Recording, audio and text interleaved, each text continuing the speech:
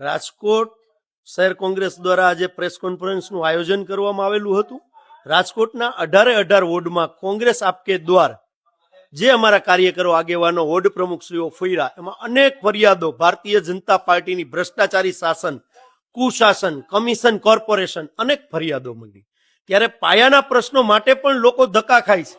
જે સ્થાનિક સ્વરાજની સંસ્થાના ચૂંટાયેલા પ્રતિનિધિત્વ એટલે કે કોર્પોરેટરો કરવાના હોય પણ નથી કર્યા।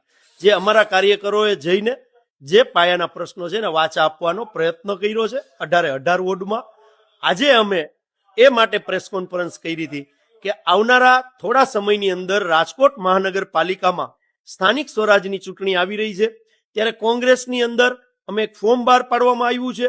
5 તારીખના રોજ અને 6 તારીખના રોજ અમારા ગુજરાત પ્રદેશ કોંગ્રેસના અગ્રણીઓ જે કોંગ્રેસ પાર્ટીમાંથી ઉમેદવારી નોંધાવવા માંગતા હોય એને સાંભળવા માટે આવી રહ્યા છે।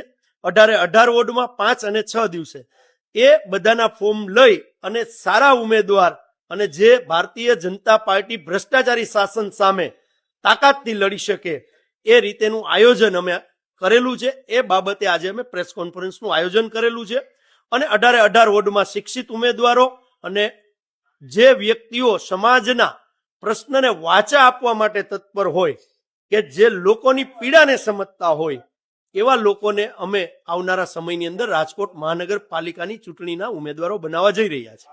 એક વોર્ડની અંદર આશરે 10-15 પ્રશ્નો આવેલા હોય છે। ગઈકાલની જ આપને વાત કરું, વોર્ડ નંબર 8 આપણે જે ઊભા છીએ ત્યાંથી અમે અમીન માર્ગથી ચાલુ કરી અને વિકાસ મેડિકલ લગીને હું પોતે પણ પ્રમુખ તરીકે ગયો હતો।